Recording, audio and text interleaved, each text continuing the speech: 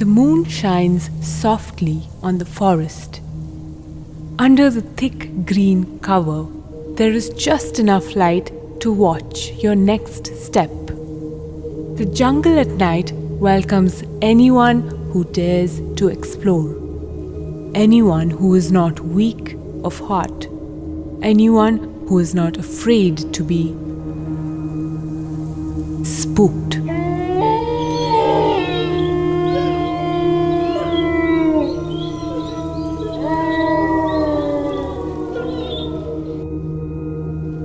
For whom is the wolf howling? Word on the street has people believe that wolves howl at the moon.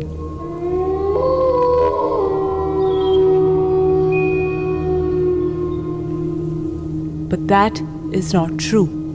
Wolves howl to speak to their own kind. For them, howling has proven to be the best and the most direct method of communication across long distances.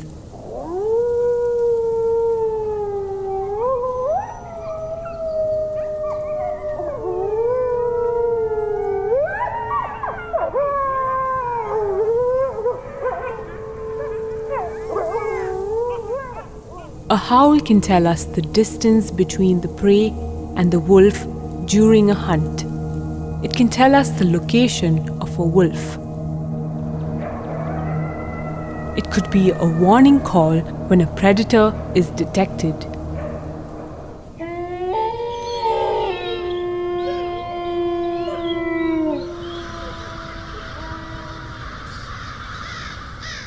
Spooky calls of the forest often creep into human myths and superstitions. A crow's caw, if heard at night, is believed to be a bad omen in some cultures. We underestimate the intelligence of crows. A caw in the night is nothing but a communication among their kind when they meet before they sleep through the dark hours. Scientists around the world are still conducting research to understand the crow's caw. There is one phrase that all crow researchers warn against. In English, a group of crows are known as a murder of crows. Scientists caution against using it as it reiterates the age-old wrong beliefs associated with crows.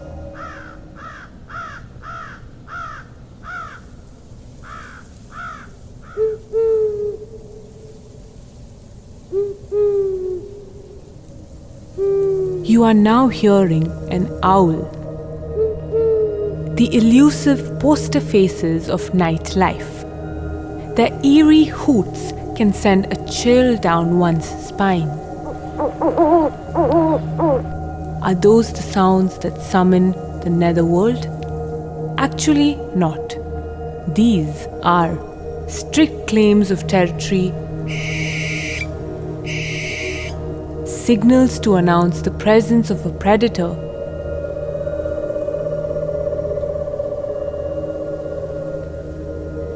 and the most romantic kind, duet hoots to reaffirm their bonds with their mate.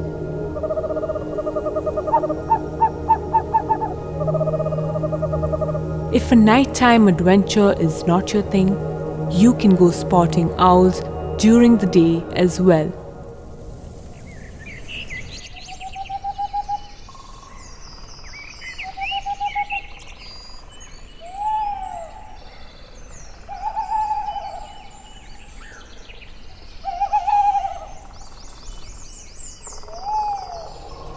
Some owls like the northern hawk owl, the great grey owl, and the northern pygmy owl are either diurnal or crepuscular, meaning they are most active during dawn and dusk. This aligns with the prey they hunt, which are also creatures most active at dawn and dusk. Owls have unique features. They can turn their head 270 degrees or keep glaring into the dark with those weapon-like eyes. Beyond hunting to survive, owls are simple, non-violent creatures harming none until threatened.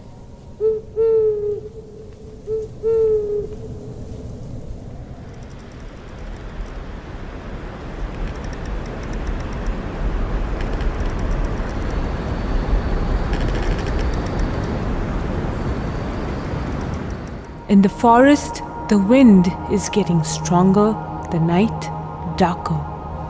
The creak of trees in the wind can be eerie and unsettling at night. But scientists say even the creaks could be a tree's call for help.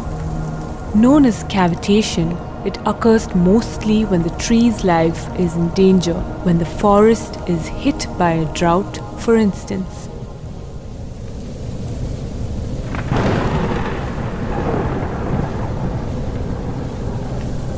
But the crash of thunder also brings good news: the arrival of rain.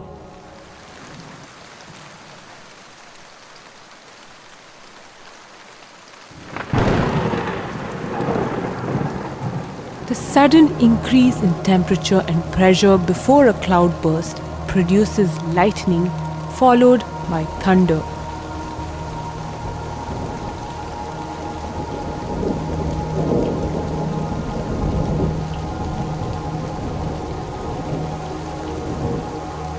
While the thunder may send ripples of fear in several species, it is music to the ears of the trees, waiting to soak in the rain and breathe happily again.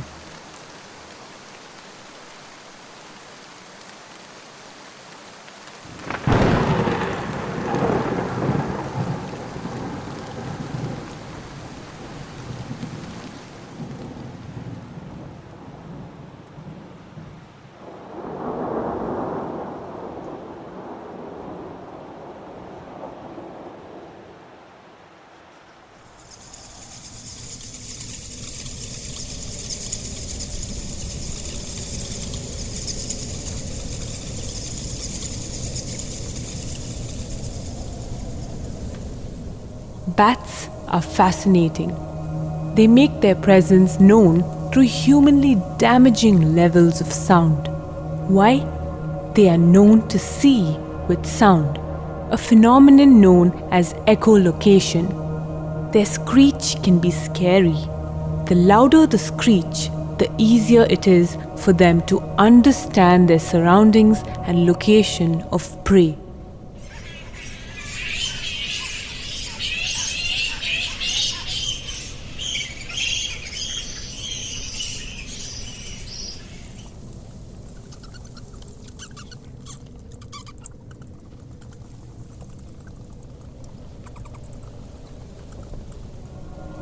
The night in a forest isn't a walk for the feeble-hearted. It is one filled with harmless but spooky mysteries.